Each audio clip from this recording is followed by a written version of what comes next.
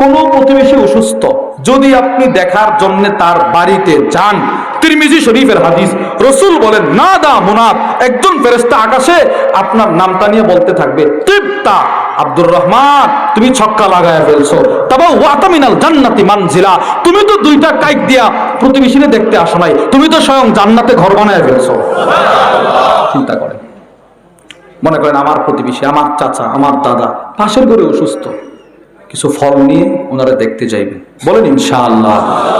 2 নম্বর, তিরমিজি শরীফের হাদিস, আলী ইবনে আবি তালেব রাদিয়াল্লাহু তাআলা আনহু বর্ণনা করেন, সুয়াইর ইবনে আবি ফাখিতা একজন তাবী, সুয়াইর উনি বলে আমি রাস্তায় দাঁড়ানো, আখাযা আলী রাদিয়াল্লাহু তাআলা আন বিয়াদি, আলী আইসা আমার হাতটা ধরল, আমার টাইনা টাইনা নিয়ে যেতেছে আলী, আমি কই নিয়ে যান, ইনতালিক বিনা ইলাল হাসান নাউদু, আমার সাথে চলো, আমার ছেলে হাসান অসুস্থ, একটু দেখে আসি, ইয়াদাতুল মারিদ করে আসি, রোগী দেখার আমল করে আসি।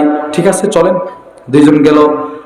হযরত সুয়াইর বলে ফাওয়াজাদনা ইনদাহু আবা মুসা আল আশআরিয়্যা, আলী রাদিয়াল্লাহু তাআলা আনহুর ছেলের কাছে গিয়ে দেখি আরেকজন সাহাবী বসা, নাম তার আবু মুসা আশআরি, উনি গিয়ে দেখি বসা।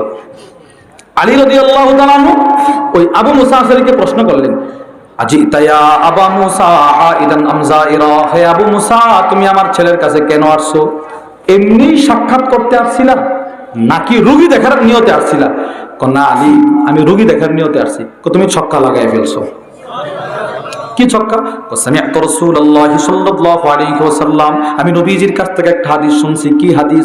মা মিন মুসলিমিন ইয়াউদু মুসলিমা, কোন মুসলমান যখন অন্য কোন অসুস্থ মুসলমান প্রতিবেশীরে দেখতে যায়, সকালে যদি সে দেখতে যায়, সন্ধ্যা পর্যন্ত 70,000 ফেরেশতা তার মাগফিরাতের দোয়া করে। আর সন্ধ্যায় দেখতে গেলে পরের দিন সকাল পর্যন্ত 70,000 ফেরেশতা তার মাগফিরাতের দোয়া করে। আচ্ছা, লস না লাভ? একজন অসুস্থ মানুষ দেখতে গেলে লস না লাভ? শুনলে আশ্চর্য হবেন। আমাদের ওই যে প্রথমে আমি আলোচনার প্রথমে বলছিলাম যে আমাদের হযরত ওয়ালা হাকিমুন নফস আল্লামা মুফতি মুশতাকুন নবী কাসিম হাফিজুল্লাহ একজন উস্তাদ আছে, হারুন আল মাদানী। মুশতাকুন নবী সাহেব কিন্তু কয়েক বছর আগে অ্যাক্সিডেন্ট করছিলেন, হুজুরের পাটা ভেঙে গেছিল, দীর্ঘদিন হসপিটালে ভর্তি ছিলেন। হুজুরের ড্রাইভার জায়গায় মারা গেছিলেন, লালমাই অ্যাক্সিডেন্ট করছিলেন জায়গায়, ইব্রাহিম নামে ছিল, অনেক ভালো মানুষ ছিল, উনি মারা গেছিলেন। তো এই লোক মৃত্যুবরণ করলেন আর হুজুরের পাটা এইদিকে ভেঙে গেছে। হুজুর ঢাকা হসপিটালে ভর্তি।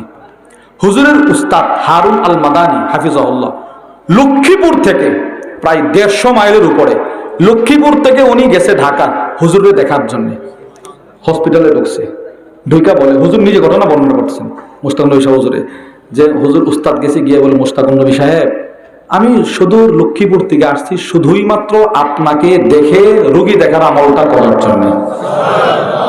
আমরা কিন্তু যাই, মনে করেন আমার একজন আত্মীয় ঢাকা হসপিটালে ভর্তি, তো আমরা কেমনে যাই যে ভাই সাহেবরেও দেখে আসবো আর আমার এই অফিসের কাজটাও সেরে আসবো, আর ওই কাজটা আরো 4-5টা কাজ হাতে নিয়ে যাই। এটাই স্বাভাবিক, স্বাভাবিক কিনা বলেন? মানে আমরা এরকম ভাবে যাই, যে সবসময় যাওয়া হয় না, এক উসিলায় ঢাকাও গেলাম, কিছু কাজও করে আসলাম। হুজুর বলে না, আমি লক্ষ্মীপুর থেকে আসছি শুধু আপনাকে দেখার জন্য, এখন আপনার হসপিটালের বেড রুম থেকে বের হয়ে সোজা আবার লক্ষ্মীপুর চলে যাব।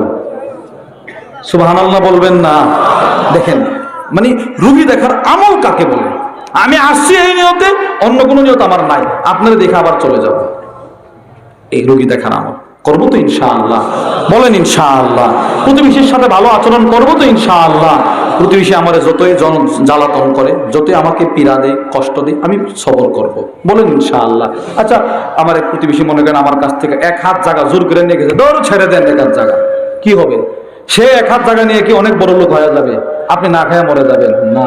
আল্লাহ নবীর হাদিস, জমিনের উপরে কেউ যদি 1 বিঘত জায়গা, 1 আঙ্গুল জায়গা, 1 আঙ্গুল, এমনে না এমনে এমনে, এতটুক জায়গা কেউ যদি কারো কাছ থেকে জেনে জুলুম করে নিয়ে যায়, 1 বিঘত জেনে জুলুম করে নিয়ে যায়, রাসূল বলেন হাসরের ময়দানে 7টা জমিনকে একটা শিকল বানায় তার গলায় পরিয়ে দেওয়া হবে। এবার আপনি চিন্তা করেন, আমি যে আজকে যে জায়গাটা জুলুম করে নিলাম, আচ্ছা আমি কি এই জায়গাটা নিয়ে কবরে যাইতে পারবো তো? না। যার কাছ থেকে নিয়েছি সেও কবরে যদ্দূর, আমিও তদ্দূর, বাদ বাকি জুলুম একটা করে গেছি। হাসরে মানুষ দেখবে এই লোকটা মানুষের জায়গা নিয়েছিল জোর করে, প্রতিবেশীকে কষ্ট না দেওয়া। বলেন ইনশাআল্লাহ। সর্বশেষ একটা কথা বলে শেষ করি। আল্লামা ইবনু হাজার মাক্কি আল হাইতামি তার বিখ্যাত কিতাব আজ-জাওয়াজির আন ইফতিরাইল কাবাইর একটা কিতাব আছে, কবিরা গুনাহ নিয়ে লিখছেন। ওই কিতাবের মধ্যে আছে বিখ্যাত বুজুর্গ আল্লামা সাহল ইবনে আব্দুল্লাহ আত-তাসতুরি রাহিমাহুল্লাহ, ওনার কিতাব, ওনার একটা প্রতিবেশী ছিল, কানা লাহু জারুন মাজুসিয়্যুন, অগ্নি পূজক বিধর্মী ওনার প্রতিবেশী। তো দুজনের আঙ্গিনা পাশাপাশি, মানে এখান থেকে তার হিন্দুর বাড়ি শুরু, ওখান থেকে হজরতের বাড়ি শুরু। তো ওই লোকটা সারাদিন তার বাড়ির যত ময়লা আবর্জনা আয়না তার সীমানাতেই ফেলে, কিন্তু এটা আবার চলে আসে ওনার সীমানাতে, বুজুর্গর সীমানাতে চলে আসে। উনি আর কিছু বলেও না, ফেলে দে। উনিও রাত্রেবেলা এই ময়লাগুলো পরিষ্কার করে, এই লোকে কিছু বলে না। ওই লোকে ওনার প্রতিবেশী কষ্ট দেয়, ময়লা ফেলে, আর উনি রাত্রে এটা পরিষ্কার করে। যখন সাহল ইবনে আব্দুল্লাহর মৃত্যুর সময় হয়ে গেল, আহদারাল মাজাসিয়া, উনি ওই মাজুসির বাড়িতে নিয়ে আসছে, আয়না তার হাত ধরে বলে, ভাই তুমি আমার মাফ করে দাও। মাজুসি বলে, হুজুর আমি আপনারা মাফ করবো মানে কি করছেন আপনি? কিছু করি নাই, কিন্তু ভবিষ্যতে হবে। কি হবে? ভাই তুমি এতদিন পর্যন্ত যে ময়লাগুলো আমার বাড়িতে ফেলতে, এগুলো আমি নিজে পরিষ্কার করতাম। আমার শরীরের অবস্থা ভালো না, যে কোনো সময় দুনিয়ার মায়া ছেড়ে আমি চলে যেতে পারি। আমার মৃত্যুর পরে আমার ছেলেগুলো তোমার ময়লা ফেলানোটা বরদাস্ত নাও করতে পারে, ফায়ুখাসিমুনা, এরা তোমার সাথে ঝগড়াও করতে পারে। ওই যে তোমার সাথে ঝগড়া করবে, আমি আমার ছেলেদের পক্ষ থেকে তোমার কাছে মাপ চাইতেছি। চিন্তা করেন, মাজুসি বল, হুজুর আপনি নিজে পরিষ্কার করছেন? হ্যাঁ। কখনো বলেন না? না, বলবো কেন, আমি পরিষ্কার করছি, আল্লাহ আমার মর্যাদা বাড়াবে। সুবহানাল্লাহ বলেন।